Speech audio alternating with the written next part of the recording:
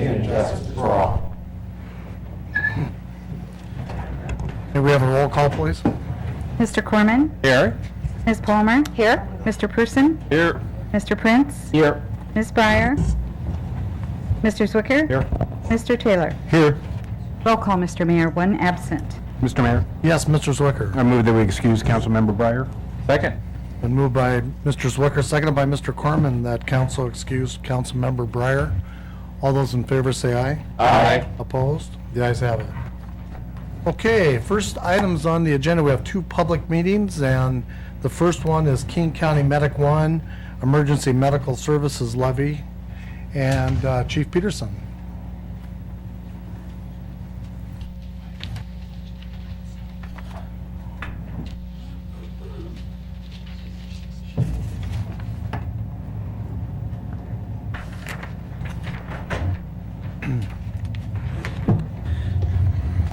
Members of council, Mark Peterson, Fire Chief. I'd like to thank you for listening to us tonight. Tonight we're going to have a public hearing on the proposed King County EMS levy that's we're looking to put on the ballot. We have an excellent emergency medical system here in Renton and in King County. In fact, it's one of the most unique ones in the country. The EMS system serves nearly 2 million people and provides life-saving services on the average of every 3 minutes. Each year, approximately 1 out of 10 people will use our Medic 1 EMS system. Our world-renowned system is funded by a property tax levy that is expiring at the end of 2013. In fact, in 2013, the funding allocation for the City of Renton, King County Fire District 25 and 40 was $1.23 million, about 5% of our budget. In order to continue funding these vital Medic 1 services, a new levy package needed to be developed. The region undertook an extensive and deliberate process to develop the next levy package. Mayor Law and I were fortunate to be a part of that process, which included nearly 100 stakeholders from all parts of the regional system and lasted approximately 9 months. The end result was a strategic plan, which I provided you last week, that lays out the services that the regional EMS system will deliver for 2014 through 2019 and the levy rate to fund these services. King County voters will be asked to approve the levy rate later this year. However, before it can be put to the voters, cities with populations of 50,000 or more must endorse placing it on the countywide ballot. Renton is one of the 9 cities that must approve putting this on the ballot. So tonight, we'll be briefed on what the levy proposal is. We have Jim Fogarty here, the Director of King County Emergency Medical Divisions, to talk about the system, the process, and the levy specifics. Jim? Thanks, Chief. Thank you, Mark. Jim, excuse me, before you start, and Bonnie, you can jump in if I missed something, but this is a public meeting, and the intent tonight is to provide all of the citizens with information in regards to this levy, and both pro and con. And so we don't have anybody that signed up to oppose this levy, but after Jim's presentation, if there's anybody that would like to address the council in that regard, you will be free to do so. Okay, thank you, Jim. Thank you, Chief. So this advance right here? Either that or... Okay, thanks. Good evening, Jim Fogarty, Director of King County Emergency Medical Services. Thanks for allowing me to come here and speak with you tonight. I'm hoping to do really 3 things. I'd like to explain the policy issues associated with being here tonight, maybe have you understand a little bit about how the EMS system works, and then go over in brief detail the recommendations that you have before you in your briefing package. I'll try to explain a system that's been in place for 40 years in some 20 minutes, so I don't know if I'll be able to do that justice or not, but I'll try. Emergency medical services in our area is a system that's known as a regional tiered medical model system. It's important, I think, that you understand each of those terms if you give me just a few minutes to explain what I mean by that. The graphic you see describes the regional approach. We view emergency medical services from the perspective of the region rather than a series or a collection of individual local response agencies. We look at it as a county. The graph you see displayed represents the advanced life support, the medic boundary districts, but you'll notice that there's really no or little relationship to municipal boundaries to what are the medic response boundaries. I could have just as easily displayed the dispatch boundaries, I could have displayed the local fire department boundaries, but the system is designed from a regional perspective, much different than many other EMS systems. As a matter of fact, there are only very few regional systems that you'll find anywhere, which makes it somewhat difficult to compare one system to the other. The system reserves the very expensive asset known as a medic unit, and depends heavily on the local first responder agency, the BLS providers. The EMS levy that you have, that will hopefully present before the voters, supports that system. The system right now is funded with a 30-cent levy, and the recommendations that we'll put forth serve to increase that. But of all the EMS levies that exist in this state, ours is amongst the lowest of anywhere. There are 175, for instance, 175 EMS taxing districts in our state. And the regional ones, the 4 county-based systems, Thurston County, Yakima County, Skagit, and King County, are amongst the lowest of all of them. So it's important that you understand the regional system and how it works. It's known also as a tiered system. Tiered means different things to different people, but in our system, tiered means trying to match the calling party's need for service with the services that are provided. Your graphic in your briefing paper shows this tiering in a linear, hierarchical fashion, but the graphic on the screen shows it slightly different as a series of interconnected and interdependent parts, starting with the citizen accessing the 911 system, irregardless of where they live or where the emergency happens to occur. In many cases, you're not at home when you have an emergency, you're at work or you're out on the highways. But irrespective of your house address or what happens to be your insurance status, a citizen can dial 911 in this county and expect to get some of the most skilled and life-saving service of anywhere in the nation. As a matter of fact, about 1 in 10 citizens actually need to use our service annually. And when they dial 911, they actually become part of the response system in their willingness to do CPR for someone who's collapsed with cardiac arrest, or to follow the pre-arrival instructions that the call takers provide to them. The next tier in the system involves your fire department, the basic life support tier. 75% of the time when someone dials 911 for a medical emergency, they have an acute care issue, but it's not necessarily a life threat. And the local basic life support providers, the EMTs and the firefighters, such as you have in this city of Renton, handle that without the need for paramedics response.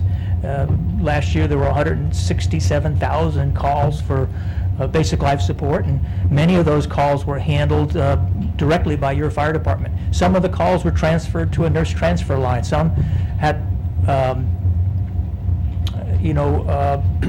an upgrade to an ALS response, but for the most part, 75% of the time, they're handled basic life support. On the other extreme of the tiered system are the hospital networks. The hospitals in our area have come to rely upon the decisions and the treatment modalities provided at all levels, BLS and ALS, in a seamless way to care for the patients in our system. And then what's most known and what's most focused upon are the paramedics, the specially trained, Harborview trained paramedics that go through some 3,000 hours of training to learn their skill sets. But also, our tiered system has not only the BLS and ALS, but it has what's known as regional services, the services that are provided for the benefit of all the parts of the system. These are services generally that make sense to do on a regional basis, things like medical program direction, or continuing medical education, or medical oversight, things like criteria-based dispatch, things that make more sense to do once as opposed to do 30 different times in communities. And so you might imagine what this system would look like if we had 30 different medical program directors as opposed to just one. So we have this tiered system. So we have a regional medical model system. And I think also it's important to understand what that means when you talk about a medical model system. In our system, medicine matters most. I guess there's no other way to describe it. The medicine that you get when you call 911 is some of the finest pre-hospital medicine you'll find anywhere. And not because I say so, because we have measurably impressive results. One of the results we often report are save rates for cardiac arrest, although it represents a very small subset of the types of calls of those 167,000 calls for 911. Only a very few of them are cardiac arrest.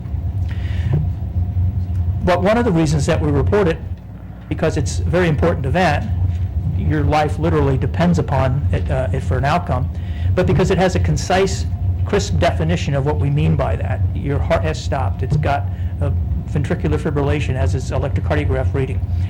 And we can measure that with a series of understood definitions, and we can compare across agencies. So one of the things that we often report on is our cardiac arrest save rates. In a system as complex as emergency medical services, a lot of things, a lot of parts have to operate correctly in order to get a successful outcome. And so it serves also as a surrogate for a lot of the other pieces for the system that we have fewer measures for. So clinical outcomes, how did the patient do? Not how quickly did we get there, not how many responders did we send to the scene, but how did you do? How did you do with a cardiac arrest? In our system, as you see from the graph, over long periods of time, we report high levels and some of the highest levels of cardiac arrest survivors of anywhere in the world, currently at 52% and climbing, which means if, God forbid, one of our hearts stopped here tonight, chances are you'd be around next meeting to tell about it. That's not true in many other communities.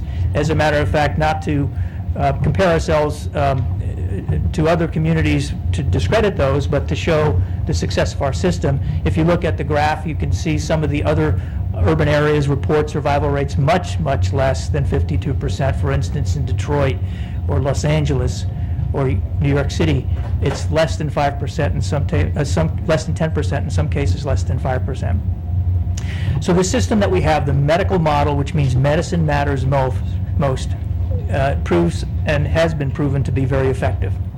But even if we looked at something different other than cardiac arrest, we have many measures that describe the best way to do pre-hospital medicine is from a regional approach. There was a study done in North Carolina last year, published in the American Heart Association's journal Circulation. It's known as the RACE study. RACE stands for the Regional Approach to Cardiac Emergencies.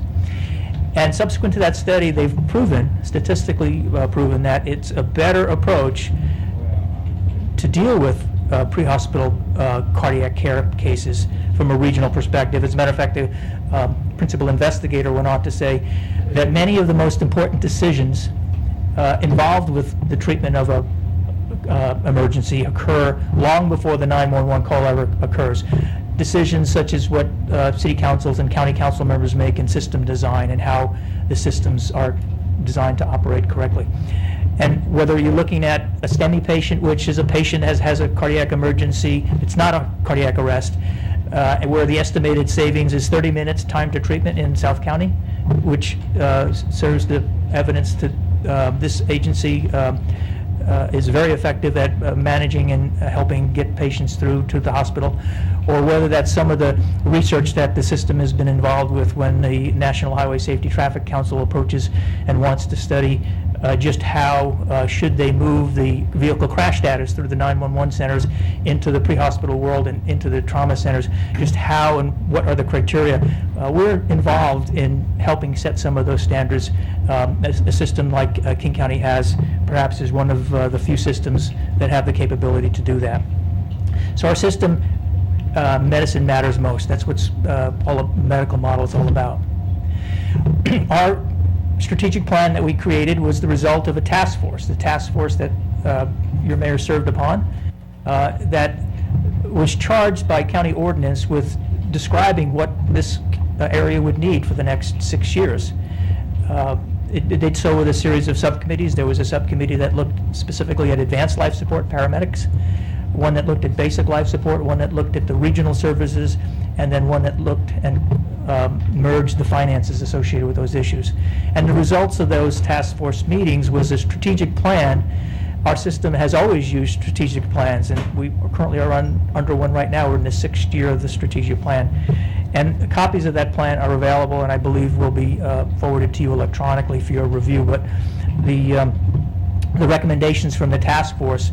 That task force was charged with describing the way to fund the system. Should it be a levy or should it be something different? And that task force recommended in July, forwarded to the county exec, who forwarded it to the county council, that the system maintain an EMS levy, and that the levy still be a 6-year levy, not a permanent levy, not a 10-year levy, and that levy rate be described at approximately 33.5 cents, higher than the current 30 cents levy, and that the system run an election, and the county council was to describe just when that election would occur, either in August at a primary or in November at a general election.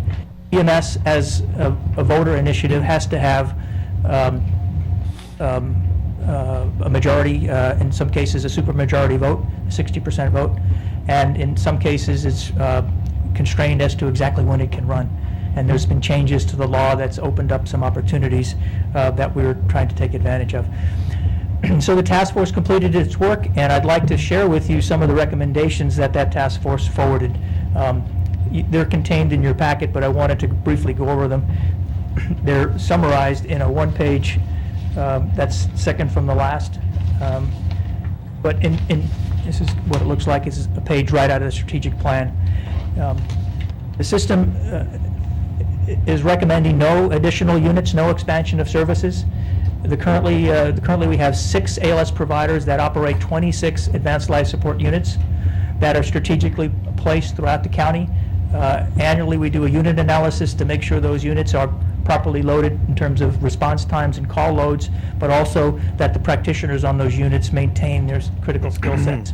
And so we think, we know that there are there's capacity within each of those units to carry us through to, perhaps the next 6 to 7 years. The graph you see on the screen shows the effect of the call volume, the advanced life support call volume, that in many systems mimics population growth. In our system, through the efforts through criteria-based dispatch, we've been able to hold at really a non-escalating level for many, many years, which allows us to control the growth of services substantially. You see the breakdown of those units, the recommendation from the task force that ALS remain the priority of the system and that it be fully funded. Those organizations that have chosen to operate ALS, that there'd be no cost shifting or transferring of costs throughout the levy. We did put in reserve a placeholder just in case our projections and predictions are wrong. So towards the later year of the levy, if for some reason call growth is such that we are unable to meet our response time and call loading requirements, that we have reserve capacity to add a half a unit late into the levy, but we don't think that's the case. We thought it was a better strategy to put it as a reserve rather than to build it into the ALS allocation model directly, as was done last levy period. From the Basic Life Support Task Force Subcommittee, recommendations were to continue funding it. You likely know that Basic Life Support predominantly is funded with local tax dollars, and it's not completely funded with the EMS levy. But there are some support dollars. Roughly 23% of the dollars collected from the levy go to support your local BLS provider, and the decision and recommendation is to maintain that level of support into the next levy. We have also recommended supporting some programs that help to maintain and control some of the escalating costs. Some of the regional purchasing programs, some of the records management programs that you'll see in the strategic initiatives are designed to help control the growth of cost on the BLS providers in our area, and as well as efforts to control the call growth with community medical technician programs and taxi voucher programs and nurse transfer line programs. From the Regional Services Subcommittee, to continue those services that were strategic initiatives that have proven of value, things like the Falls Prevention Program or the car seat program that have demonstrated their effectiveness, we adopted and incorporated into the regional approach to providing those services. Maintaining medical oversight, medical quality assurance, continuing medical education, not only for recertification issues, but also for the initial certification of someone entering the workforce through the fire service. And then we adopted some 3 new and 2 rescoped strategic initiatives. The last levy that was proposed, there were some 12 strategic initiatives. We didn't feel the need for that many strategic initiatives, and so we've created just 3. Some of those initiatives are designed to encourage efficiencies and effectiveness. Some are designed to manage the growth of the system over time, and some of them are designed to deal with some of the more vulnerable populations in our communities that still have some issues in getting pre-hospital services delivered to them. In terms of cost, this world of pre-hospital medicine is an expensive proposition. It's not cheap to provide the level of service. But as I said earlier, it is relatively cheap when you compare the taxing levels that our area puts upon its citizens with some of the other areas. Of the 175 taxing districts that exist in our state, the 4 county-based regional programs are among the 10 lowest of all systems if you lined them up linearly. There's about $695 million collected over the course of the 6-year levy. The lion's share of that, a large proportion of that, goes to the priority of the system, which is the advanced life support providers. The second largest goes to support the basic life support fire department's responses in our community, and then a smaller share goes to maintain the regional services that we have. At the end of the day, what that looks like for a homeowner that may be sitting at home wondering, well, what's it going to cost me? If I were up here in 2008 describing our systems and making our recommendation, I would have mentioned that a typical homeowner in your city would expect to pay about $100. My AAA membership costs me about $100 a year. So in 2008, it would cost a typical homeowner about $100. The proposal at 33.5 cents would cost that same homeowner about $77 this time. So it actually comes in about $23 less to the homeowner than what was proposed the last time. And I think that is in large part due to the efforts the task force put upon the providers to cut costs and develop efficiencies, which they have done. There's nearly $21 million being carried over from one levy to the next in an effort to buy down and control the rate placed upon our citizens. And so that, I think, is a significant recognition that our system has within it. So here we are, in 20 minutes into it. Covered 40 years in 20 minutes. I don't know if I did that. But the next steps, we have a requirement to go to each of the cities that are over 50,000 and ask that they consider passing a resolution. That resolution enables the county council to put this issue before the voters. So we're not asking you to present and approve an EMS levy. What we're asking you is, can we put this issue out to the voters and let the voters decide? There are many cities, the city of Bellevue, city of Kent, city of Federal Way, that have already passed such resolutions, and we're here tonight to ask that you consider do likewise. So I would welcome any questions that you might have. Any questions from council? Mr. Mayor? Yes, Mr. Corman. Just a question about procedures. If council desires to pass such a resolution, do we have one available? Yes, we have one on the docket tonight. Okay, very good. Okay. Thank you very much, Jim. I think that's all we have. Is there anybody else who wanted to present on the pro side of this levy? So now you would, okay, please come to the microphone.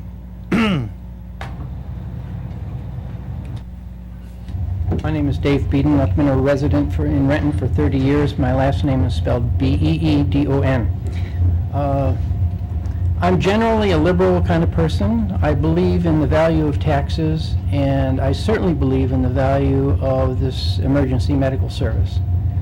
I found myself depending on such a service in Utah on 2 occasions. And although I can't compare it in quality to what exists here, I found it to be efficient and very helpful. So I think it's worth it. Thank you, sir. Was there anybody else on the pro side? So is there anybody in the audience that is opposed to the levy that would like opportunity to address the council? Okay, Madam Clerk, do we have any correspondence? Yes, Mr. Mayor, there is one item of correspondence. This is from Mary Warwick on Northeast 10th Street of Renton, who expresses support for the EMS. Okay, thank you very much. What's the wish of the council? Move the public meeting be closed. Second.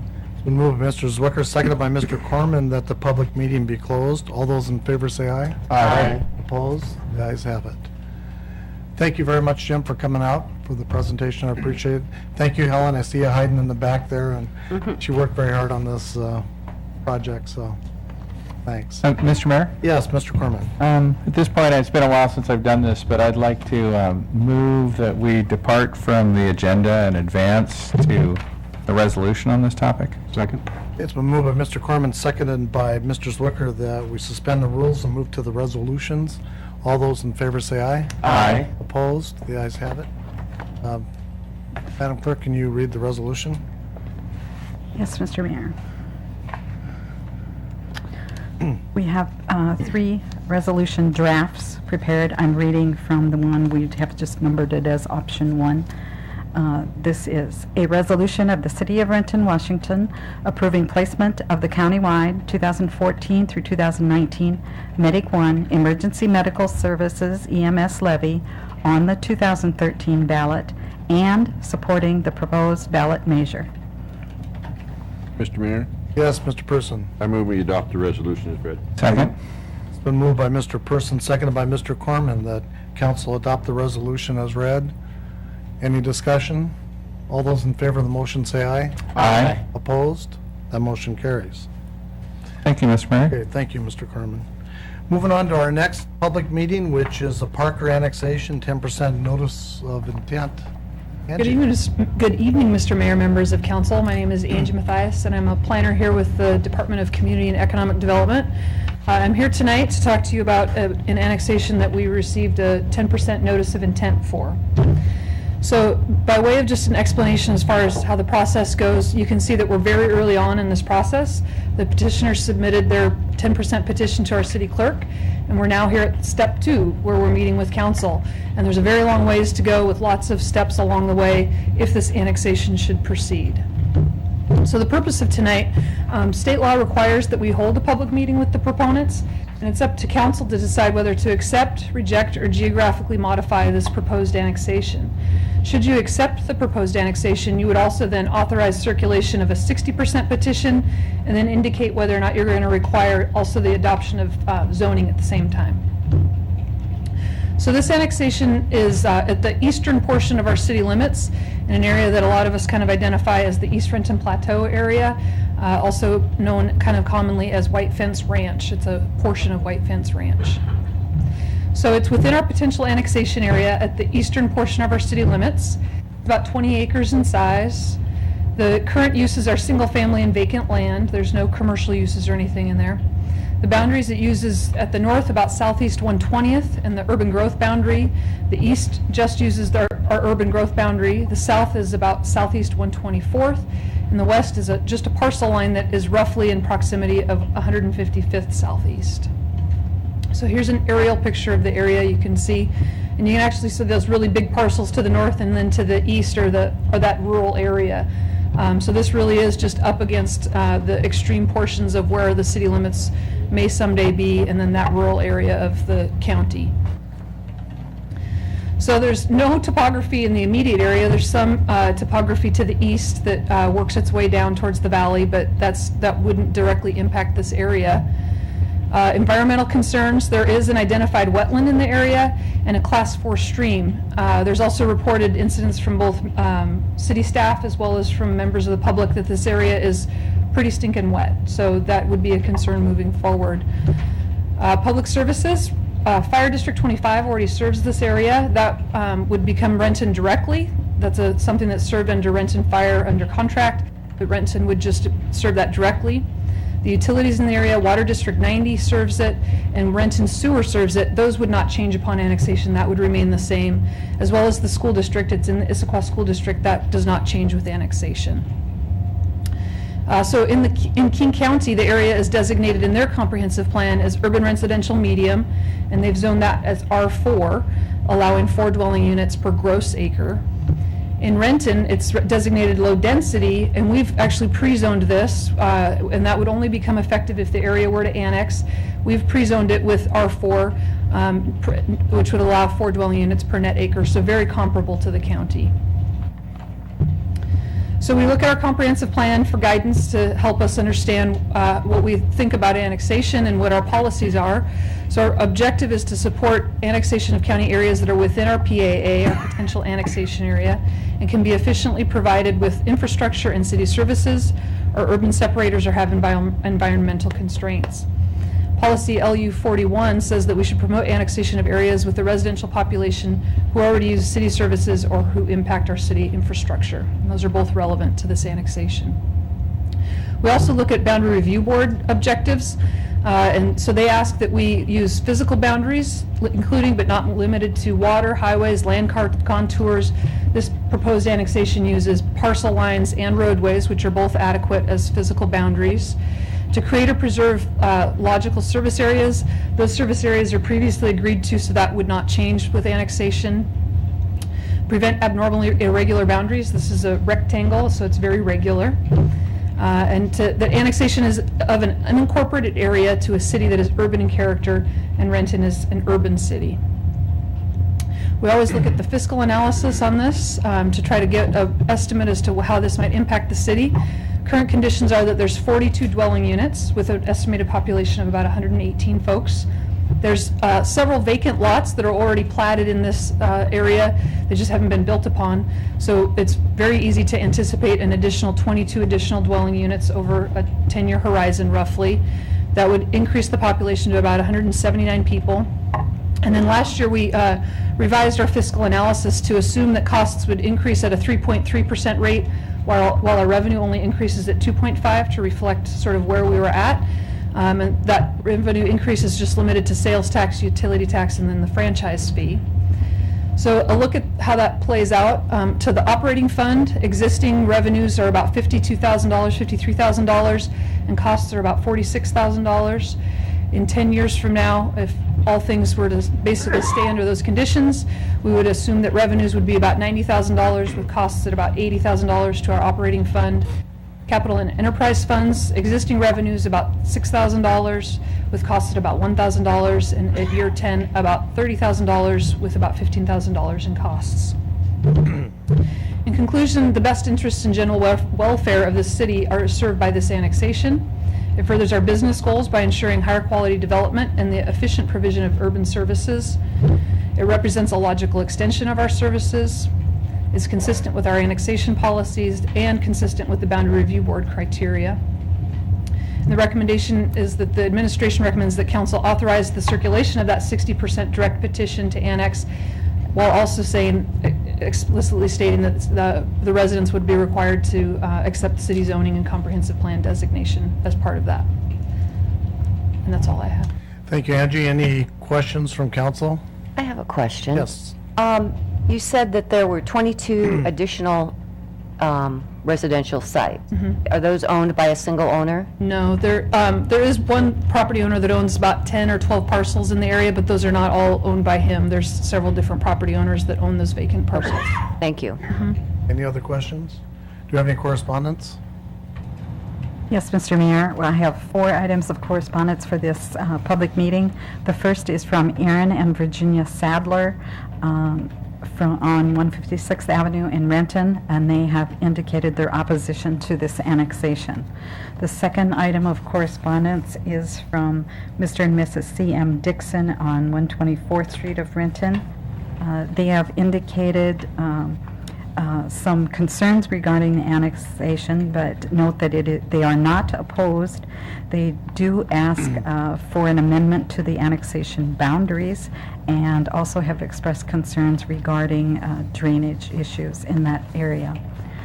The third item of correspondence is from Steve Beck on Northeast 4th Street in Renton, who expresses support for this annexation. And lastly, correspondence from Chuck Hampton, who on 156th Avenue in Renton, who expresses opposition to the annexation. That's all, Mr. Mayor. Okay, thank you. Thanks, Angie. This is a public meeting, and we have several people who've signed up to address the council.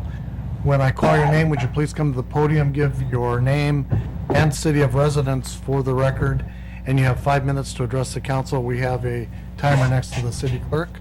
First is Adria Crail.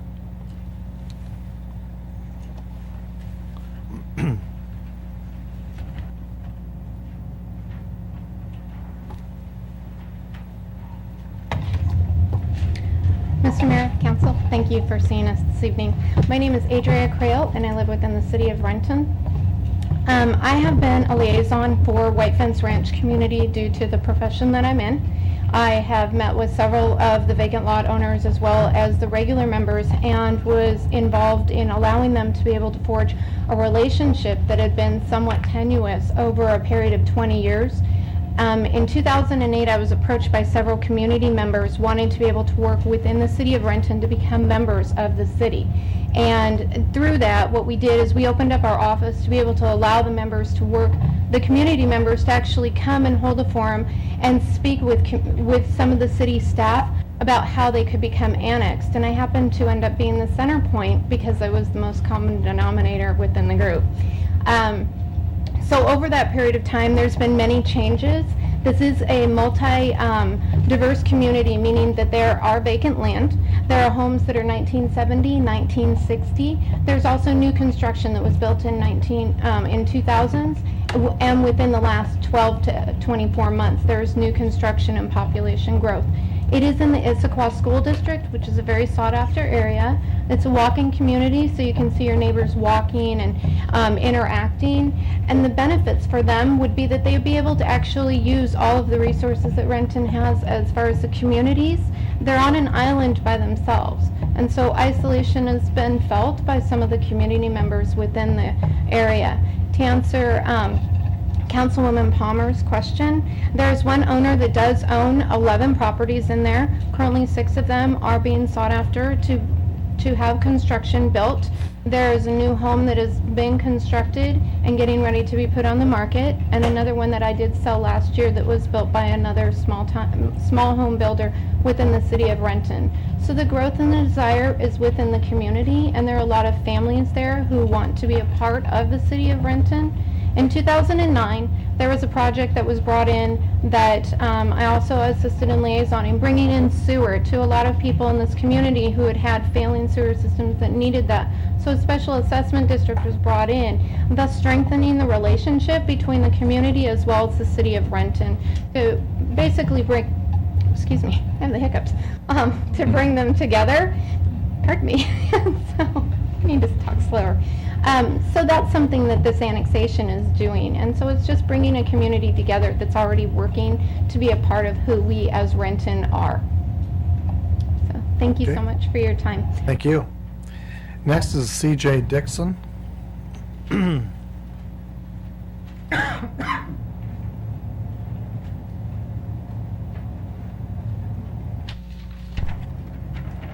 Holy cow. Thank you, Mayor, and thank you, council members. I hope you'll bear with me. I recently had throat surgery, and I can't project the way I'd really like to, so I'll do my best. We would like, well, you've already entered our letter into minutes. My husband and I, CM Dixon, Rick, and CJ Dixon, that's me, Ginger. Last name is spelled D-I-C-K-S-O-N, live at 15630 Southeast 124th Street in Renton. Our family has lived here for the last 25 plus years. We've raised our kids here. As well as our home at that address, we have an additional 25 acres to the east of the proposed boundary line of this annexation. And we also own a single lot in the White Fence Ranch annexation. And we own the corner lot of 124th and 156th, which is our driveway, which is in kind of no man's land. So we would ask very desperately, request that our lot be given a friendly annexation for that variance for that area.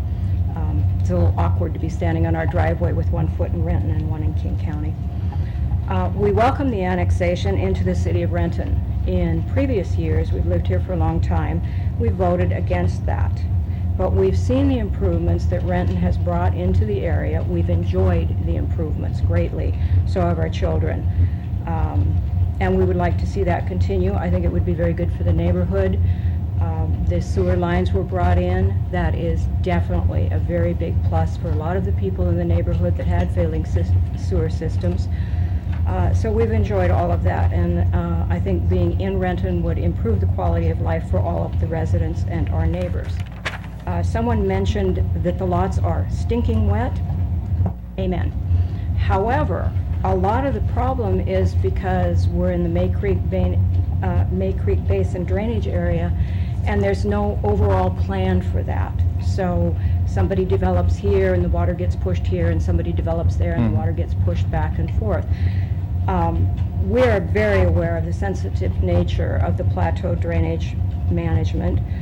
This portion of the hilltop that we're talking about for the annexation and beyond is relatively flat with very little drop, hence called the plateau.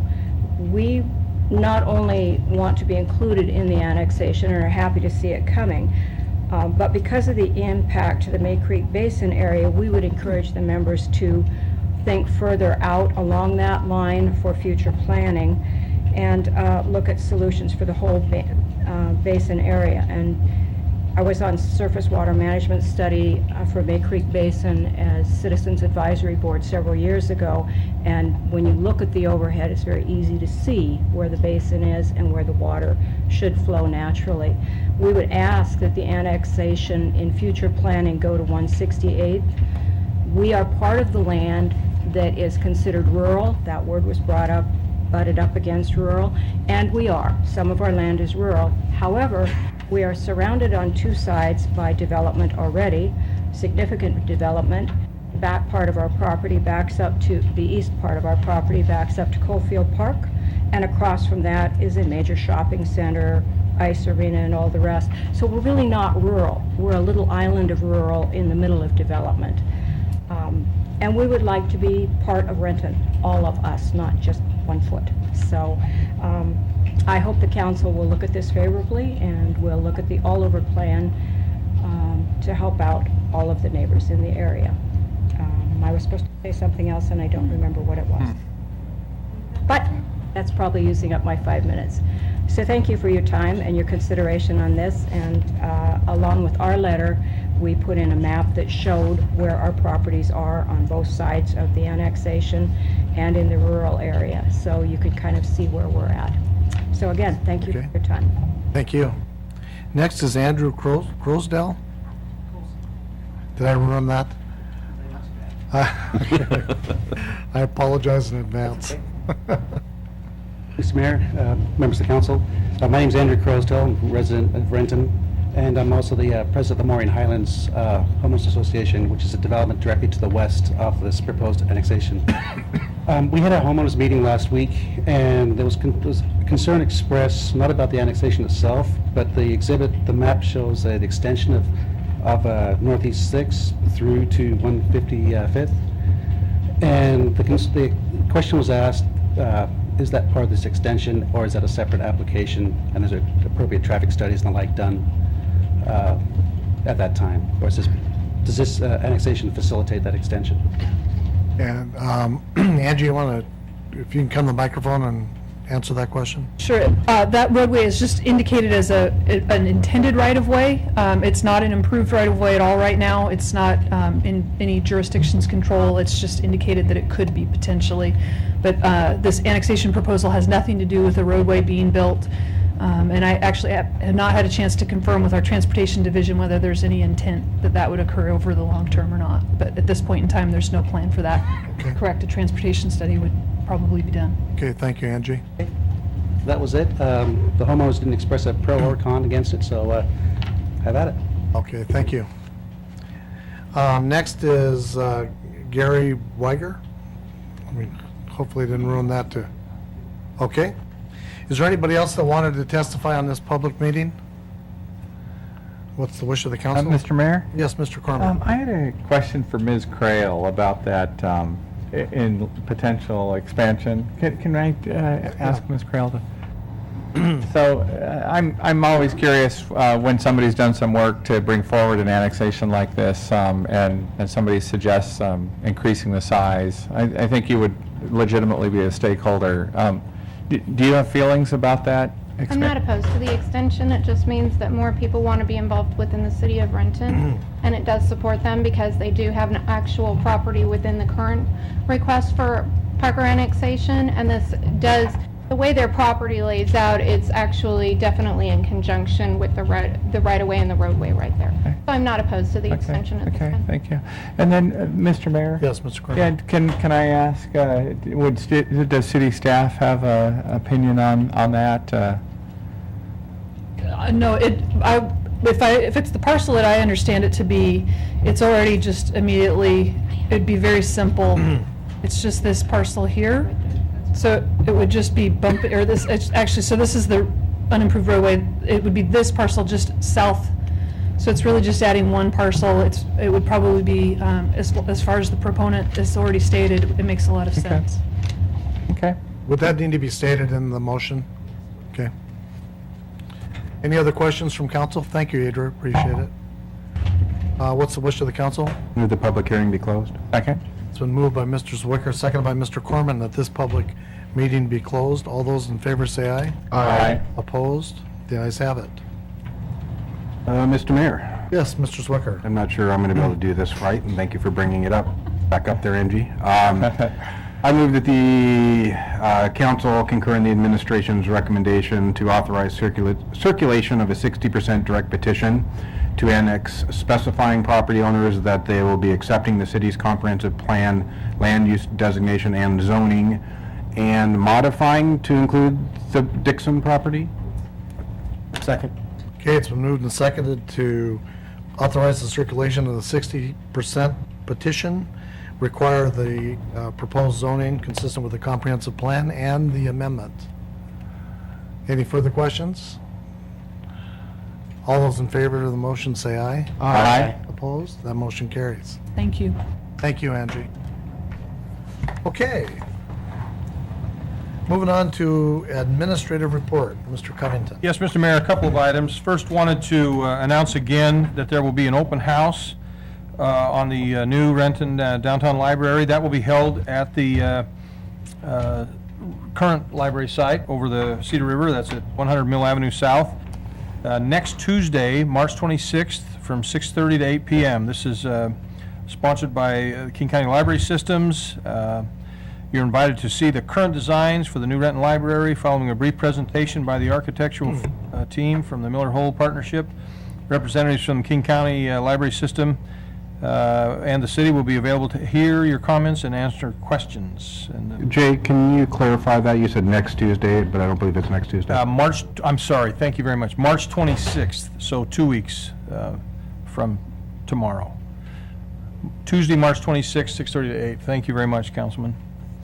Also, just wanted to provide some information, again, relative to the library issue.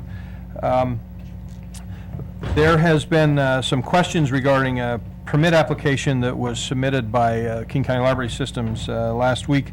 The city has not accepted that application, and we don't intend to until after the process of the open house, and then ultimately the city council has a chance to see the schematic design, which we think will be mid-April. Probably April 15th is the date that's tentatively scheduled to when the council would be able to see those. So folks have asked questions about the status of that, and once again, the status is that there has been a permit submitted, but the city has not accepted that permit and doesn't intend to until after there's some more public process.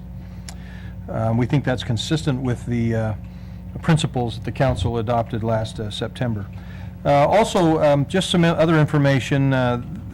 Folks asked some questions last week about the budget for the downtown library. Council will recall again, approximately $20 million was set aside for both libraries. The downtown library, that was $9.3 million was the original budget. That overall budget is still the overall budget. We used approximately $400,000 of of that budget in design and other studies done for the Big Five site. And so what we informed the public of last summer was that the remaining budget is about $8.9 million. That continues to be the budget for the downtown library site, and staff is available if the council like any additional information. We can provide a breakdown of that, but there's been some concern or question about that there's a lesser amount, but the budget for the downtown library remains at $8.9 million. Of that amount, as the council knows, there's some soft costs and there's amount allocated for actual hard construction cost. With any construction project, you'll have architectural design, you have engineering studies, you have a lot of other budgets within the $8.9 million. And so that may be where people were confused. Let's see, finally, some comments over the last couple of weeks about a disposal of books inappropriately, and so we contacted King County Library folks, and as near as we can tell, this relates, the incident that has been discussed a couple of times relates to an incident that happened March 30th of 2010, so shortly after the annexation. I'll just preface that by saying both when the city owned when we owned and operated a library system, and now that KCLS does, the books are public property, and so they can't be given away or sold in a sense. What we did back then and what KCLS does is they allocate books that are no longer in circulation to their foundations, and then the foundations in turn can sell those books for proceeds for fundraising events, or if they're not in a state where they can be sold, then they're often disposed of. And we think that is there was the one incident that may have happened where some books, paperback books, they were books that had been donated to foundations, to our foundation, and they weren't library books per se. And so some of those were in a condition that they weren't deemed to be resellable, and so were put in the recycle bin, not necessarily the garbage dumpster. But if the council would like further information, staff can certainly provide that, but that's the information that we've been able to provide. That's all, Mr. Mayor. Okay, thanks, Mr. Covington. Next, moving on to audience comment, we have a number of people signed up, looks like primarily to discuss the library. When I give your name and, excuse me, when I call your name, please come to the podium, give your name and city of residence for the record. You have 5 minutes. Please keep an eye on the timer next to the city clerk. It flashes yellow just when your time is just about up. First is Tom Ryder.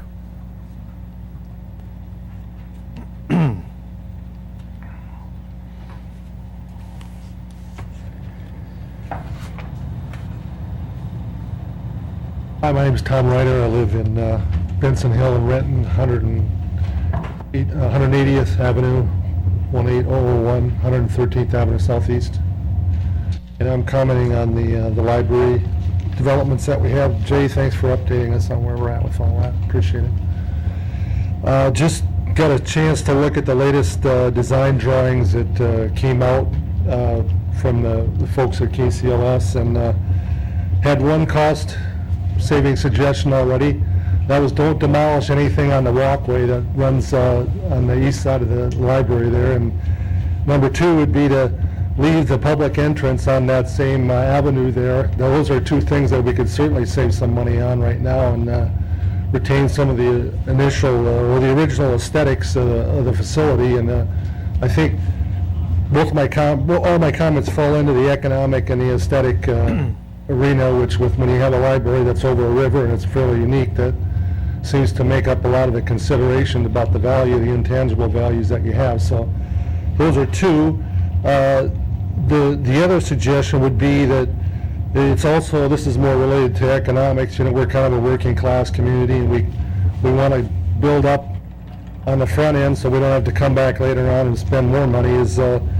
I would hope we could adjust the drawings so we take advantage of all the existing floor space that we have and utilize the 30% of floor space that's not being, doesn't seem to show up in the design drawings. So I think that's another cost-effective thing. So that's the third thing. And I also think that if they kept the entrance where it is right now, they wouldn't impact potential parking areas that they have. So I think that certainly everybody, a lot of people work at Boeing, they know that you get a lot of design revisions. I think those are 3 or 4 that could be made. So don't, demolish the walkway, keep the public entrance where it is, and then design the whole floor plan so we don't come back later on in the future and have to pay additional costs, because our libraries are really important to us as our economic situation continues to kind of go in a straight line. A lot of people look to the libraries for technical development and resources and things, and I hope we can work that out and go forward on that. But I just wanted to make those suggestions, and thank you for giving me the opportunity to comment. Thank you. Next is Jeannie Kais.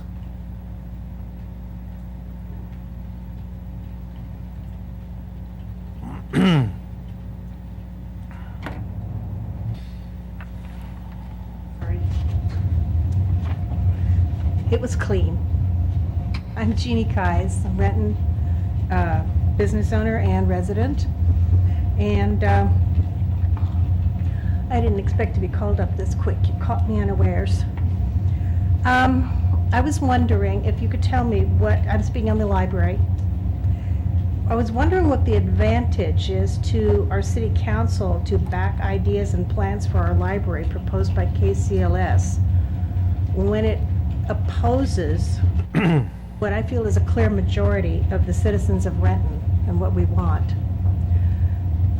My second question is actually a part 2 of that, and if there's an objection to my categorizing those of us who are regularly here at council meetings to voice our objections to the KCLS plan as a clear majority. I was wondering if there's been any concerted effort mounted to establish that we are not, such as an unbiased polling of the people. I don't know exactly how you guys would do that. I'm not sure how that works, but it was a question that I had. I have so far never seen anyone here to support the KCLS plan.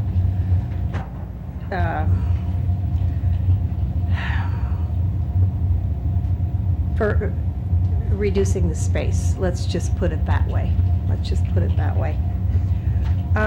If there's no consensus having been attempted, it seems as though we're kind of jumping the gun to approve a design for an expensive endeavor and locking us into paying for something that we may indeed not want at all.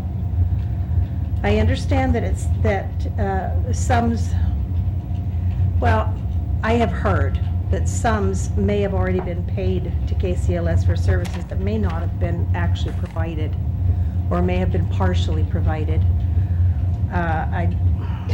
I'm not quite sure on my details there, and I apologize for that. But as a tax-paying member of the city of Renton and one who has many patrons come through my shop daily who agree with my particular position, I can't condone the use of our tax dollars for unnecessary projects, especially with our ailing economy. It seems like we've got a building. Why spend a lot of money building another building? Additionally, when that also includes the destruction of healthy, beautiful trees, because I understand that we're going to be tearing down some of our cherry trees. In view of the problems that we're having with our elected officials using their power to do what they feel is right and necessary, rather than polling and voting their constituency, we've seen this in the federal and state things. It's heart-rendering. I've had a personal fight with one of the senators a few years ago, nose to nose, telling her what I thought we should do, and we had several thousand people in Olympia at that particular time to express our views on it. And she said, "I'm sorry, but I have to vote my conscience." And I said, "Your conscience? Listen to what your voters are saying. Listen to the ones who put you in office. You're here to represent us." And I feel that we need, as a city council and those of us in the audience, we need to be ever vigilant that our votes actually reflect the views of those who voted us into office. If you, as our representative, don't know how we feel, ask us. Listen to us and hear us. I appreciate the opportunity to speak before you today. Thank you. Thank you. Yes, Mr. Reminder Cummings. again, comment was made. So, we're very, very new into the whole process, or early into the process, is a better way to say it. There have been no decision made by the city with regard to the design of the library. As I just mentioned 5 minutes ago, the city has not accepted the application. It won't consider that until after the public hearing on the 26th of March, and after the city council's had a chance to actually review the design, the conceptual design drawings or schematic design, excuse me, in the middle part of April. So there hasn't been a decision made by the city. Just to let folks know, I think as we mentioned before, consistent with the guiding principles, we are taking comment and listening to that. We're providing that information on, and the council is certainly hearing that, and we'll take that into consideration when they're able to review the designs after the public open house, and then after they have a chance to review that. And that's probably enough. Okay, thank you. Next is Richard Bray.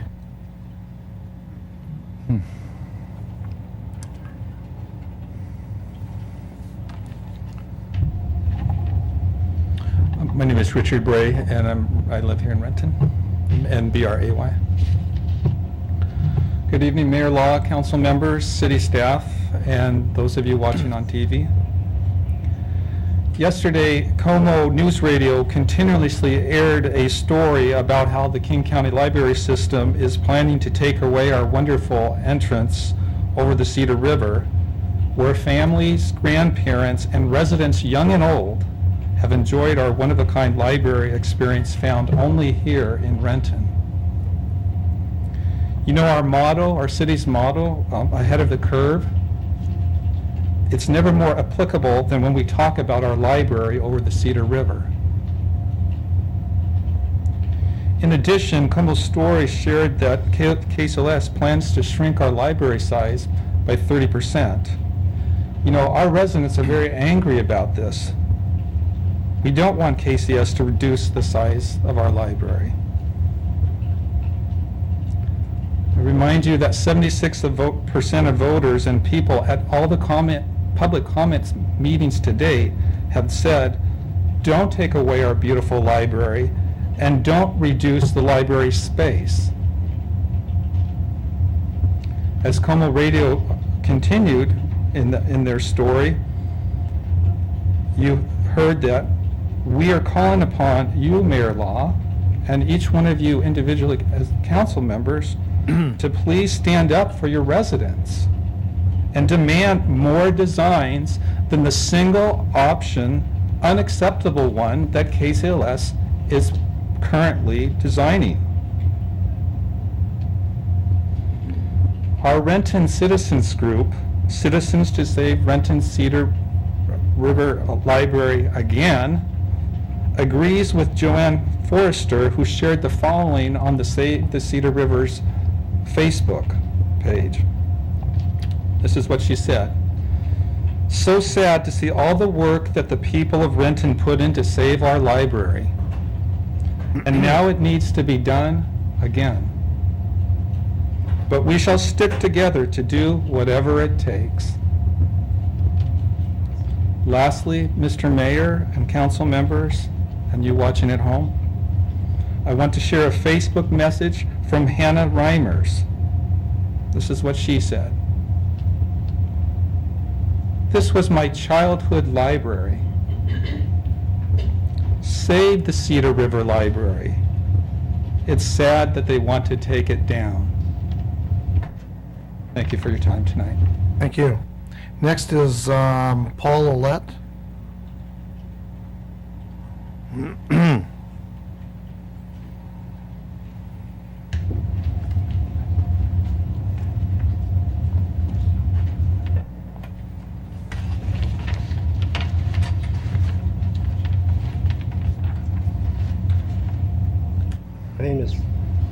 My name is Paul Ouellette. I'm a resident of Renton for 40 years, live in Rolling Hills Avenue. I'm a retired civil engineer, construction manager, program manager for an international consultant firm. I appreciate Gay bringing up the subject tonight on budgets. I won't speak very long. I have a few comments I'd like to make as a professional engineer about budgets. This chart is probably difficult to read, but it really comes from the city, and as Jay has pointed out, it represents the invoicing and stuff that was payments that it establishes. I have written comments, if you don't mind, I'll just read them. Be a lot simpler. In fact, I can give you a copy. I would like to address the issue of payments made to KCLS to date and how $434,000 of approved design fees have been paid to date to the end of the year of last year, and $8.9 million are left in the library budget. I'd like to discuss that $8.9 million a little bit later.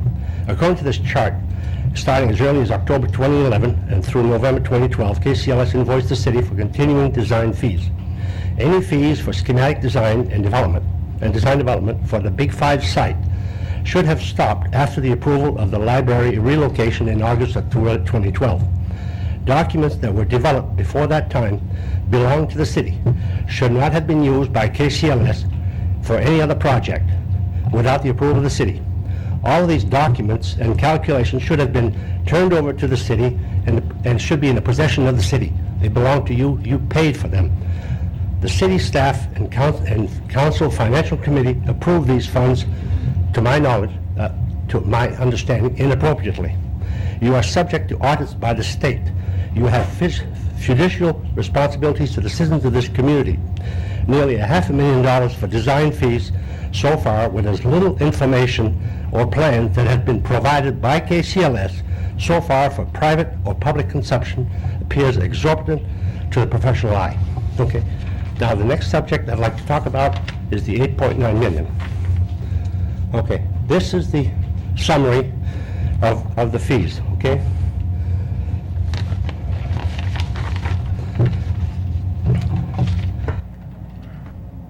This was taken from a preliminary budget estimate breakdown of the remaining $8.9 million posted by the city staff on the library homepage February 19th.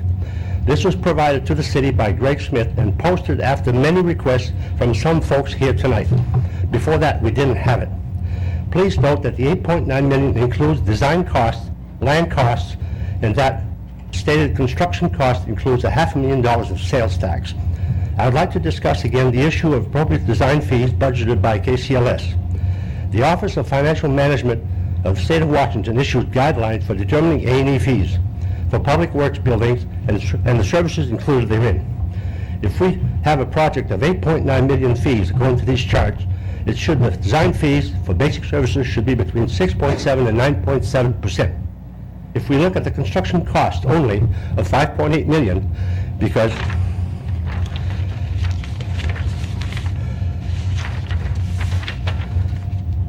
this chart right here shows 6.323 for construction costs. However, that includes sales tax. It should not be included in calculation to design fees. To these numbers, so if we have a construction cost of $5.8 million, then the fees should be between 6.8 and 9.4%. To these numbers, we should add construction management costs and civil engineering also, when they're appropriate. The fees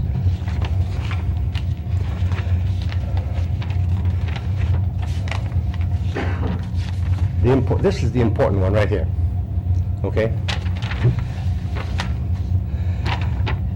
The fees of $1.47 million, that is, what does that represent? It represents everything from here through here, okay? $1.47 million proposed by KCLS for construction costs of $5.8 million of construction represents 25% of fees. This is not reasonable, even if you add construction management costs of, say, 5%, which are not stated in the breakdown. Note that the guidelines include what architectural engineering services are included within the basic fees. If we look at the KCLS submitted budget, they have added additional city costs additional engineering fees for every conceivable engineering services imaginable. I can understand a few specialty services necessary for this building, but most of it is exorbitant. I worked for many years in airport design, responsible for approval of multiple specialty designer fees. As senior project manager for a major consulting firm, if I had approved such a budget, I would have been tossed out of my ear. Now, I'm sorry, Mr. Ouellette, your 5 minutes is up. Thank you very much for your Thank time. you. Next is David, I gotta mess this up, David Keys. Very good.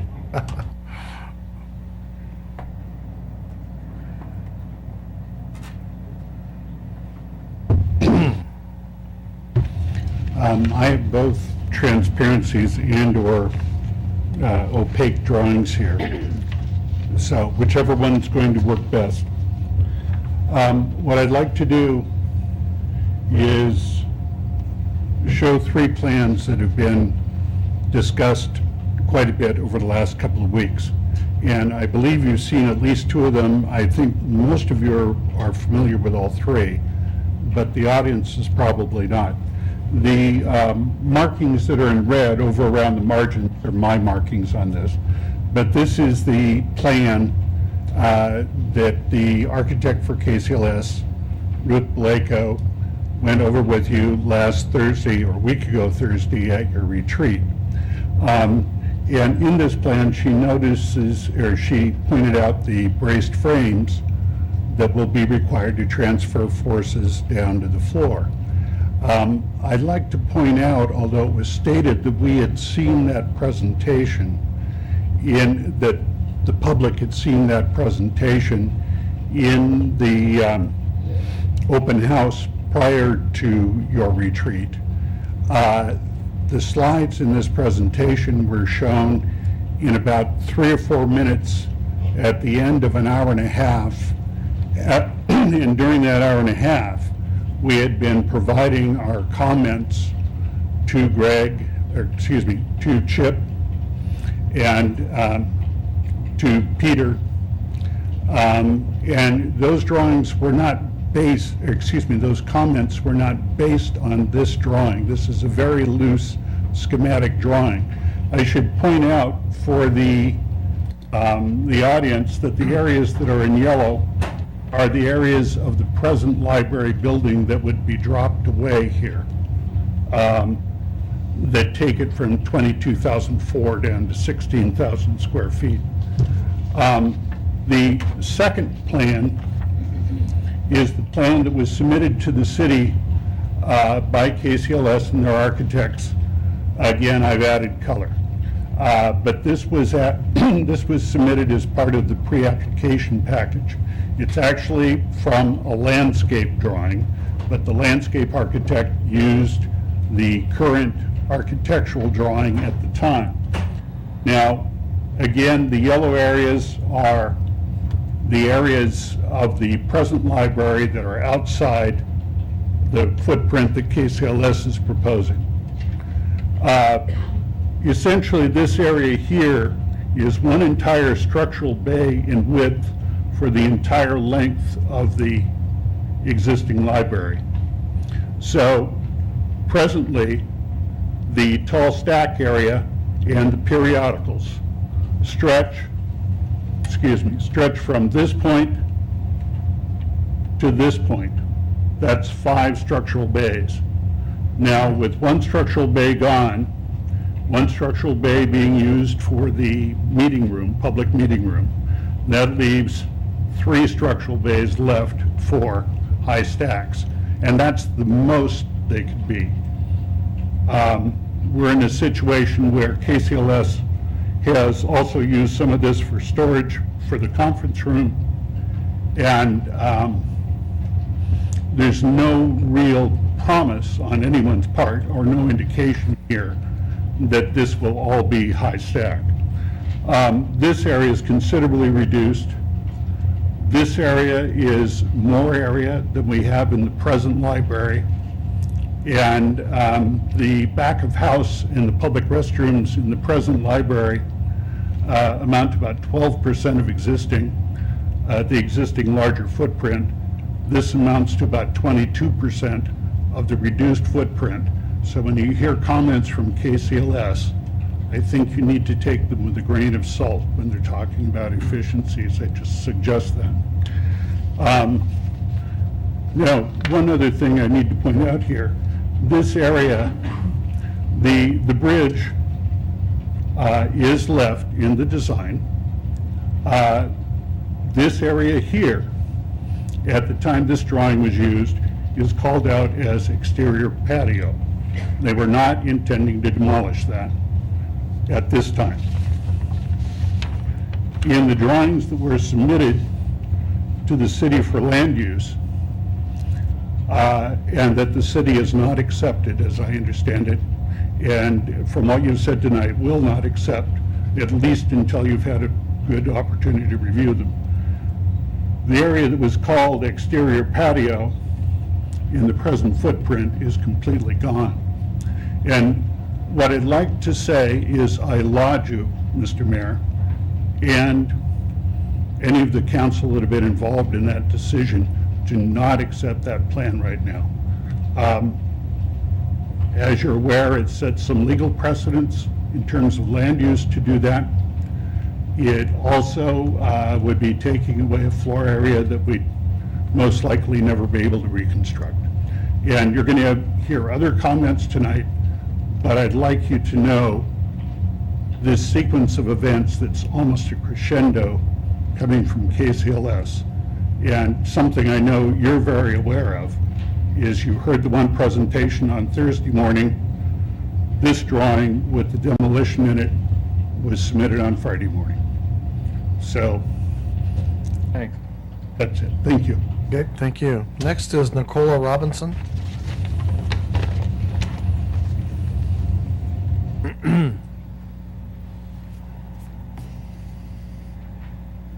Nicola Robinson. I live in Renton, and Mr. Mayor, council members, my comments, surprise, are about the library, and basically, briefly, really to address the lack of really good, transparent, clear dialogue with KCLS. Quotes from the value and vision statements are supposed to inspire the type of actions they take and the statements they make. They state that we value outstanding public service and strive to recognize our unique role and responsibilities to act in the public interest. They also say they value the people who work with us and for us and treat each other with respect, dignity, fairness, and equality. At the vision part of their statement, they state, the heart of the community. Our libraries are the knowledge commons for our communities. The buildings themselves reflect the community. I suggest that KCLS have little regard for, or interest in, or respect for the ideas of the mayor or city council, and even less for the residents of Renton. I wonder in what way the above ideals are being expressed when the director of KCLS told our mayor and council members to stop diddling around. This comment might be taken in a humorous light, but considering how much is at stake, it's inappropriate. And I would again suggest that if the director has such little regard for council representatives and the mayor, why would they have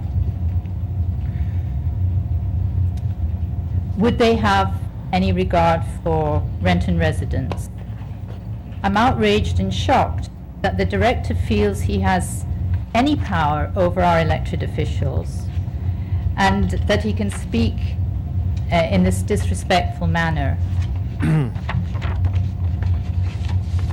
I'm wondering if KCLS value or take into account public input at numerous meetings that were held. Much time and effort was put into these by city staff, and this we appreciate greatly. It is apparent through their actions and comments that little or no value was placed on the information received.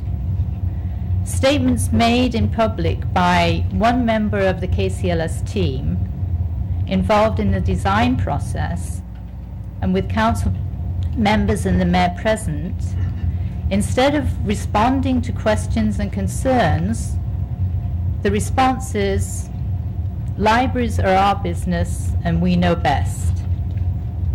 These statements, along with their actions, are very telling about the true character and intentions of KCLS and how their organization functions. There has been no shared dialogue, no sharing of ideas, because KCLS is not listening. People who love the library are not just 17 or 20 individuals. There are over 12,000 people who voted to keep our library over the river. I have not heard one person say, give us a smaller library, do whatever you want. KCLS has little concern about what we want. They want to reduce what we already have, regardless of the fact that we are paying for it. They want to get it done their way, as fast as they can, and take our 5 million yearly tax dollars to the bank. Thank you for listening. Thank you. Ms. Robinson, I have a question for you. Have you been to a KCLS board meeting to express your feelings with KCLS board? No, I haven't, but there's a suggestion. It may be something that we should think about, but considering the history of KCLS with other cities and also our experience to date, I'm not sure if that would be purposeful. Okay, thank you. Next is Carrick Mainrender.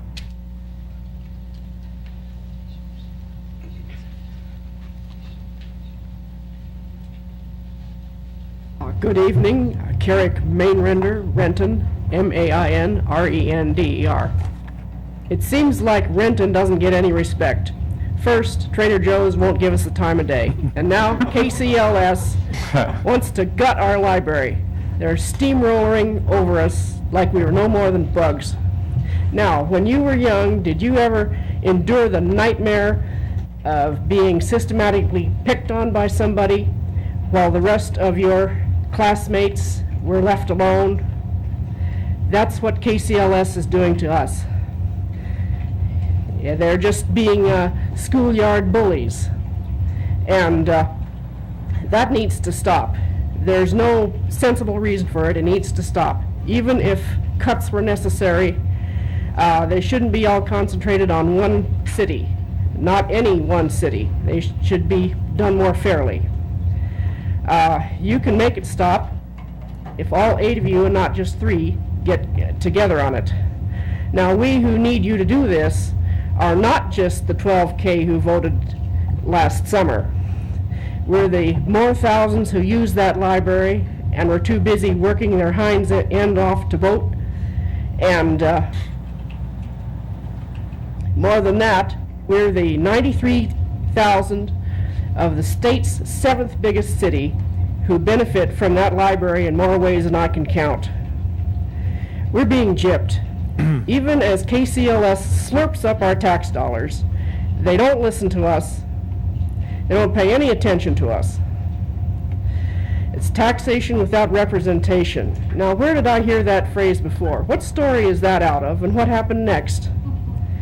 Anyway, you who we voted for, and we pay your wages too, you're supposed to represent us, and please do so.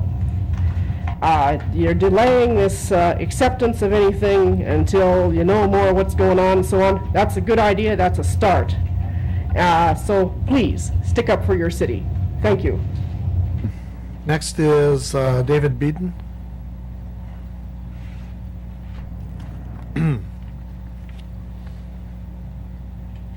My name is David Beedon, B-E-E-D-O-N. I'm a Renton resident. The matter of siting and design of the downtown Renton Library has generated a lot of acrimony, but I'm not going to dwell on that. For the time I've been following the library issue, I have been impressed by the actions of 3 members of the City Council. Council President Randy Corman, Councilmember Marcy Palmer, and Councilmember Greg Taylor. They have consistently shown interest in the value of citizen input. In addition, they have demonstrated a willingness to question existing policies and procedures in the interest of honoring the concerns of citizens. Their behavior is what I value in my elected representatives. Thus, I salute them. And as far as a KCLS board meeting goes, I intend to attend the next one, which is, I don't remember the date, but it's coming up pretty soon. Thank you. Thank you. Next is Beth Asher.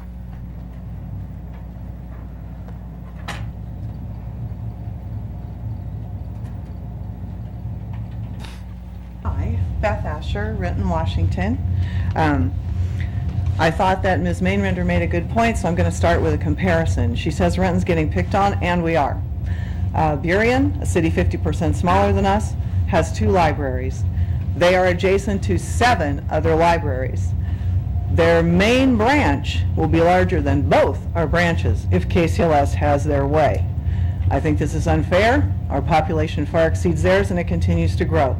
We need library services, and frankly, I don't think we're getting $5 million worth of service from KCLS. Amend the ILA. Amend it now.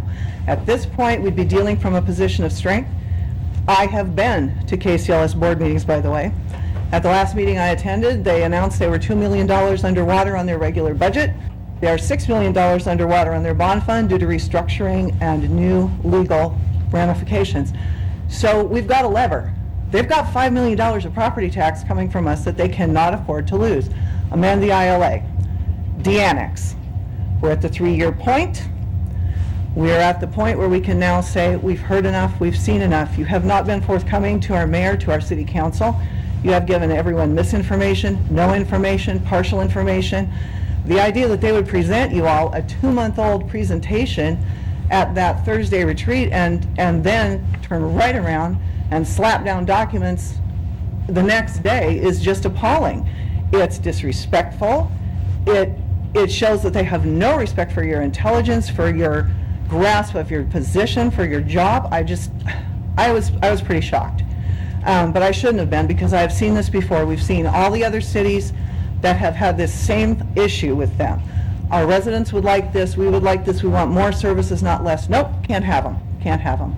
So de-annex. It is not a countywide proposition, it is a city proposition.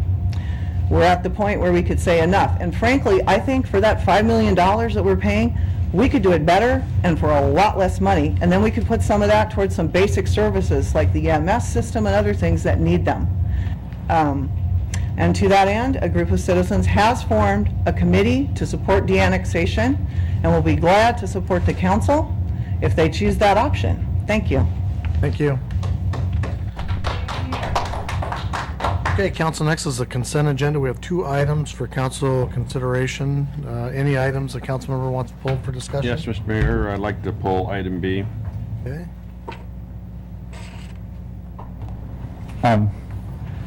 Mr. Mayor, with that, I would propose approval of the consent agenda less item B. Means just item A, I'll point out. Second.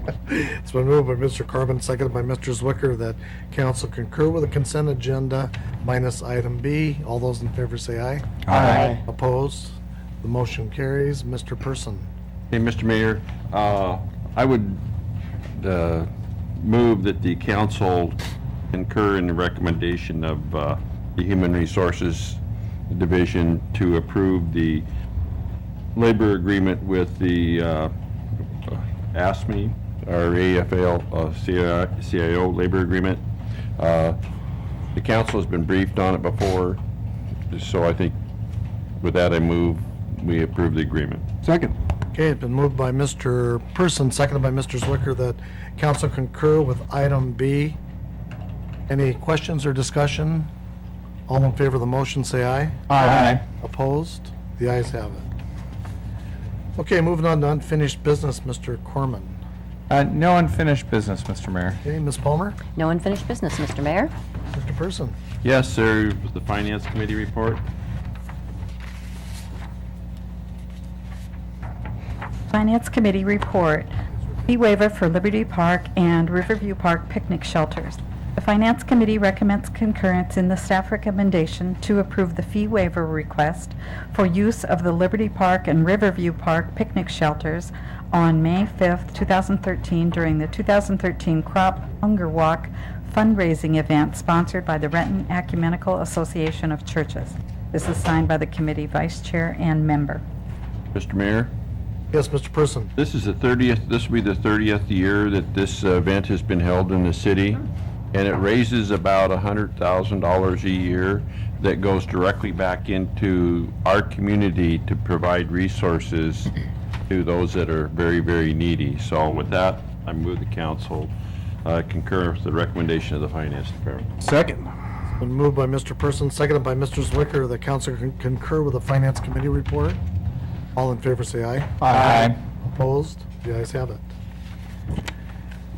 Is that the only one for you? That's it. Okay, Mr. Prince. No unfinished business, Mr. Mayor. Okay, Mr. Zwicker. No unfinished business, Mr. Mayor. Mr. Taylor? Yes, Mr. Mayor, the Community Services has several committee reports. Community Services Committee report, Renton Municipal Arts Commission appointments. The Community Services Committee recommends concurrence in the staff recommendation to confirm Mayor Law's appointment to the Renton Municipal Arts Commission as follows. Ms. Michelle Bettinger for an unexpired term expiring December 31, 2014, position formerly held by John Schindehet. Mr. Tunya, sorry, I'm not doing the right one. Twin Lau. Thank you, sir. For an unexpired term expiring December 31st, 2014, position formerly held by Doug Keys, and Ms. Marcia Rollinger for an unexpired term expiring on December 31, 2013, position formerly held by Denise Zulig. This is signed by the three committee members. Mr. Mayor, Yes, Mr. Taylor. I move that council concur with the Community Services Committee report. Second? Been moved by Mr. Taylor, seconded by Ms. Palmer, that council concur with the Community Services Committee report. All in favor, say aye. Aye. Opposed? The ayes have it. Mr. Mayor, Yes, Mr. I Taylor. believe we have a few members who were appointed today. I know I see Roxana out there, and I thought I saw Marcia. Is Marcia still here? And Michelle, I think they left. Okay, yeah, I think they left. Okay, and I think Roxana's coming up. Yep. Okay, thank you. Community Services Committee report, Airport Advisory Committee appointments. The Community Services Committee recommends concurrence in Mayor Law's appointment of Mr. Steve Beardsley to the Airport Advisory Committee, Airport Leaseholder Alternate position for a term expiring on May 7th, 2014. Mr. This is Mayor? signed by the three committee members. Mr. Mayor, Yes, Mr. Taylor. I move that council concur with the Community Services Committee report. Second? Been moved by Mr. Taylor, seconded by Ms. Palmer, that council concur with the Community Services report. All in favor, say aye. Aye. Opposed? The ayes have it. Community Services Committee report, Planning Commission appointment. The Community Services Committee recommends concurrence in the staff recommendation to confirm Mayor Law's appointment of Ms. Roxana Johnson to the Planning Commission for a term expiring January 31st, 2016, position formerly held by Ray Giametti. This is signed by the three committee members. Mr. Mayor, Yes, Mr. Taylor. I move that council concur with the Community Services Committee report. Second? It's been moved by Mr. Taylor, seconded by Ms. Palmer, that council concur with the Community Services Committee report. All those in favor say aye. Aye. Opposed? The ayes have it. Roxana, we appreciate you being here, and welcome aboard to the Planning Commission. Well, thank you very much, Johnson, the regular way. Honest to goodness, I am really excited about this. I was born here in Renton, at the Renton Hospital. As you all have read the newspaper of late, I am old enough to say that I'm over 50, and I've done things here every single day of my life, and I'm really looking forward to this. And working with Mr. Vincent and the rest of the team will be wonderful. I request, though, that if I really am messing things up, tell me right off the bat. Because if I don't know that, I'll keep going that way. Roxy, you're replacing Ray Giametti. You cannot mess things up anywhere. Amen. So I hear he's a wonderful man, so. He is. We've heard that too. We don't believe it, but we've heard that. Well, we Okay, all do right. believe it, and we appreciate his service, and Yes. we appreciate your willingness to serve on the planning Right. board. Forward to having you. Thank Yes, and you're going to do just fine, Roxy. Thank you. The only position more controversial than city council, I think.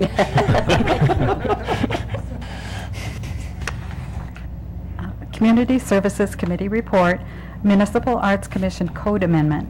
The Community Services Committee recommends concurrence in the staff recommendation to amend the Municipal Arts Commission ordinance regarding the arts and culture master plan responsibilities, removing specific reference to organizations regarding grants, reflecting openness to new organizations as well as supporting current ones, adding as resources allow, referring to grants disbursement since the commission is reliant on outside grant funding, and increasing the total number of commission members from 12 to 13 for assistance in additional commission responsibilities.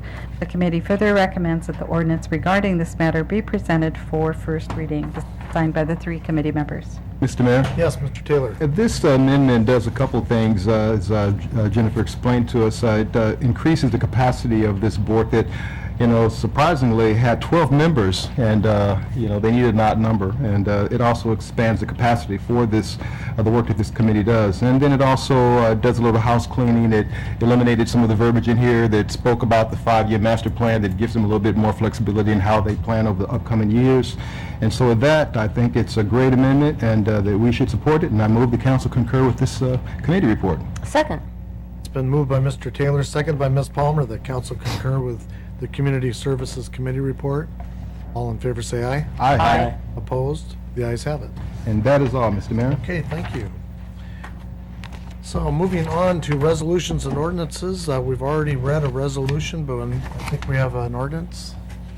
Yes, Mr. Mayor, one added ordinance based on the committee report that was just read. An ordinance of the City of Renton, Washington, amending sections 283, 284, and 285 of Chapter 8 Municipal Arts Commission of Title II Commissions and Boards of the Renton Municipal Code by changing the number of members appointed to the Municipal Arts Commission from 12 to 13 and updating code language. Mr. Mayor? Yes, Mr. Taylor. I move that council concur with the Community Services Committee report. So this will be the ordinance that you want to move to second and final. Oh, I'm sorry. Yes, I move that this ordinance be placed on second and final reading at the next council meeting. Second. Sorry. It's been moved by Mr. Taylor, seconded by Ms. Palmer, that this ordinance be placed on second and final reading at the next council meeting. All those in favor say aye. Aye. Opposed? The ayes have it. Is that it, Bonnie? Yes, sir. Okay, thank you. Moving on to new business, Mr. Corman. Yes, Mr. Mayor. First, I'm going to try something from the floor. I hope it works out. It's a council policy and procedures change, and if any council members feel like they need more information and want to refer it to committee of the whole, feel free. But there, as a result of a council meeting a couple meetings ago and the clerk's questions about item we had referred as a briefing, I wanted to add a clarifying sentence. And we did talk about this notionally at the council retreat, but we take no action at council retreat. So I wanted to bring it back and just see if we can add this one clarification. There is a section in our council policy and procedures that talks about our committee activities. Specifically, it's Policy and Procedures 800-05. It's on page 2, section 4.2.4. And it really kind of governs our committee activities. It starts out by saying, committee activities, investigations, and recommendations shall be reported to the full council at a regularly scheduled meeting. All recommendations shall be read from a written document signed by a majority of the committee. As council knows, we've been also putting things into committee for briefings when we'd like the administration to give a briefing, and there's no recommendations coming back.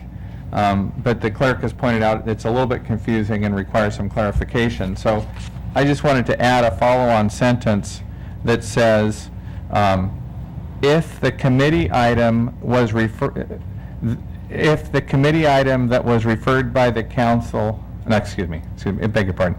If the committee item was referred by the council as a briefing only, and there are no recommendations by the committee, then a report is not required. Okay.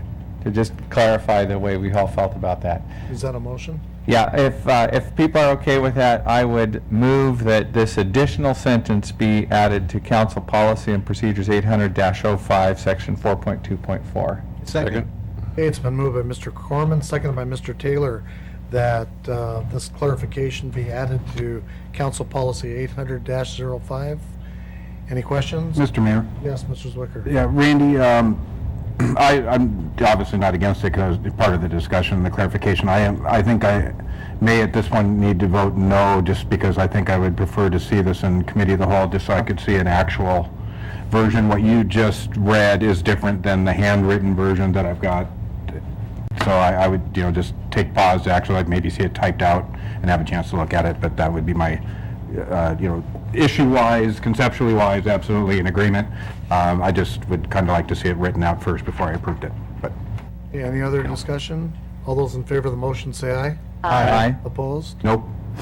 Motion carries. Okay, Mr. Mayor, a couple of comments. First of all, I did change a couple words because when at the council retreat we had talked about it, I just said if it was referred, and I thought that it was unclear, so I said the committee item was referred. So that was one of the changes that I'd made. And then it said if there are no recommendations, then a report is not required, and I wanted to clarify by the committee, then a report is not required. It's a fair comment that Mr. Zwicker would like to see that written out. But the other thing I wanted to say is since the motion passed and it's going in the record is just finally I'd almost like for the minutes to reflect that that I see this as a clarification only. That it's what we have been doing by council understanding of what the policy and procedures intended. So it is a clarification. So there's probably some actions like this from the past, and this isn't changing it. This is just clarifying what we intend. Mr. Mayor? Okay. Yes, Mr. Zwicker. If I may impose on the city attorney for a quick question, can I change my vote to yes? And then if I really didn't like it, I could go back and ask for a reconsideration? Yes, you may. I would like to change my vote to yes. Okay. Thank you. Very good. Thank you, Mr. Zwicker. Thank you, Mr. Mayor. Oh, and then I've got some announcements. I've got a very important announcement, so people will want to listen up. I think the council already knows, but the public will want to know.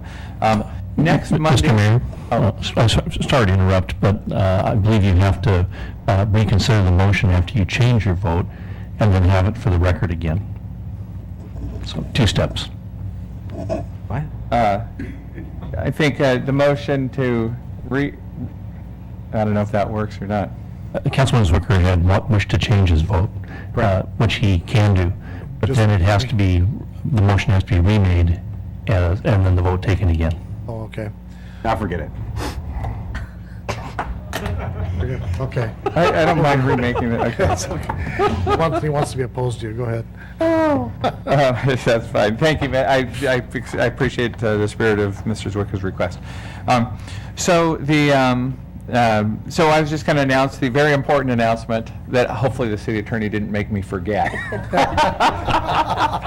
Is that next Monday's council meeting will be canceled, actually, because the entire council meeting, because of a series of conflicts. So several council members were going to be out, and there's even another potentially at risk of being out. So there is no council meeting on Monday, March 18th, nor is there a committee of the whole meeting that night. And let's see, I just got to make sure I don't miss anything else. Okay, I think I need to announce, yes, that on March 25, there will be a committee of the whole meeting, and we're going to be discussing smart meters. And that'll be 6 p.m. 6 p.m., thank you, 6 p.m. in the council chambers. And Mr. Mayor, I think, from what I understand, I think your staff's already working at one thing I was interested in preparation for that meeting, and I know you're doing some preparatory work, the staff is, but just an understanding of the power, the energy associated with the smart meters that we're installing compared to cellular telephones and Wi-Fi systems and other. PSE meters. Yeah, and yes, PSE, Okay. perfect. So I appreciate that. Yeah. And that is all, Mr. Mayor. Thank you. Okay, thank you. Mr. Olet, did you hear that it's the 26th? Yes, I have Okay. comments if I'd like. Well, we're moving on with the calendar right now, but, okay, Ms. Palmer. Okay. Thursday, March 14th, we're going to be having a Transportation Aviation Committee meeting at 4 o'clock in the council conference room. There are 4 items on the agenda. Merging issues in transportation, which is a briefing only. Second item is mobile experience sublease at the airport. The third is airport leasing policy. And the fourth is downtown Renton parking concerns, which was brought to us by Bev Horton, I believe her name is. And just for staff to know, I would prefer to put the emerging issues at the end in case we run out of time. The other ones need attention. And then the other item, I do not believe that the issue at the airport of the new navigation system, we used to call it RMP, but I believe there's an updated name. I do not believe that has been formally referred over to the RAC, the Renton Airport Advisory Committee. So I'd like to go ahead and make that formal motion to refer the new navigation system to RAC, since they have started to find out about it, been briefed on it. Second. Okay, it's been moved by Ms. Palmer, seconded by Mr. Person, that the new navigation system proposed for airports be referred to the Renton Advisory Committee, Airport Advisory Committee. All those in favor say aye. Aye. Opposed? The ayes have it. Okay, and that's it. Thanks. Mr. Person. Okay, let's see. Monday, March 18th, the Public Safety Committee meeting is canceled. And then on March 25th, Monday, March 25th at 5:30 PM, the Finance Committee will meet in the council conference room with one topic, vouchers. That's it, Mr. Mayor. Okay, thank you. Mr. Prince? Yes, Mr. Mayor. The Utilities Committee meeting for March 11th, 2013 has been canceled. That is all, Mr. Mayor. Thank you. Mr. Zwicker? Yes, Mr. Mayor, I have a couple of items. First, I'd like to make a referral of an item into the Planning and Development Committee. So I move that the issue of model home requirements briefing only be referred to the Planning and Development Committee. Second? It's been moved by Mr. Zwicker, seconded by Ms. Palmer, that the topic of model home requirements be referred to the Planning and Development Committee for a briefing. All in favor say aye. Aye. Opposed? The ayes have it. Thank you, Mr. Mayor. And then I have some meeting scheduling. Regularly scheduled would be our Planning and Development meeting for this Thursday, March 14th. That has been canceled. That meeting then gets rescheduled to Thursday, March 21st, 2013, beginning at 3 p.m. The Planning and Development Committee will meet in the council conference room to discuss 3 topics. First one is the comprehensive plan update. The second is the Benson Hill Community Plan briefing. And the third is Title IV Development Regulations docket. And that is all, Mr. Mayor. All very easy topics. There you go. Okay, Mr. Taylor.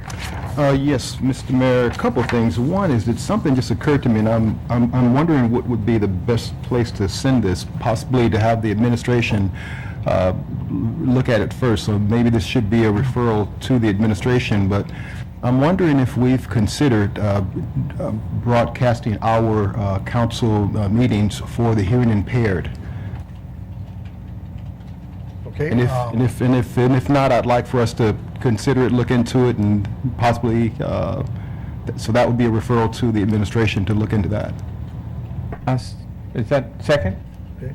It's been moved by Mr. Taylor, seconded by Mr. Corman, to refer to the administration researching broadcasting our meetings For the hearing impaired. For the hearing impaired. All in favor say aye. Aye. Opposed? The ayes have it.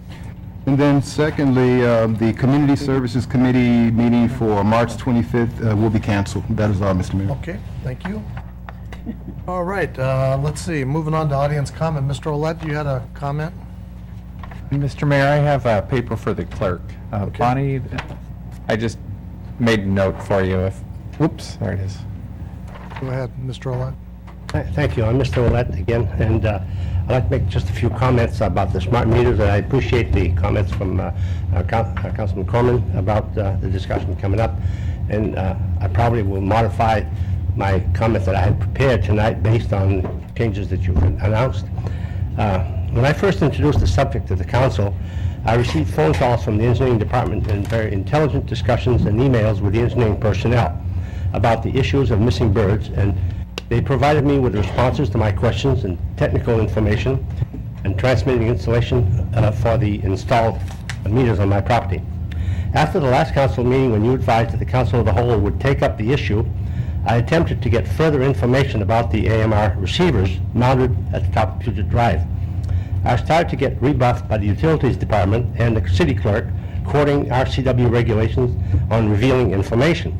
I understand a little bit now more of what she said in the letter. She said because she said it may or may not be available for the 18th meeting or possibly for the 25th.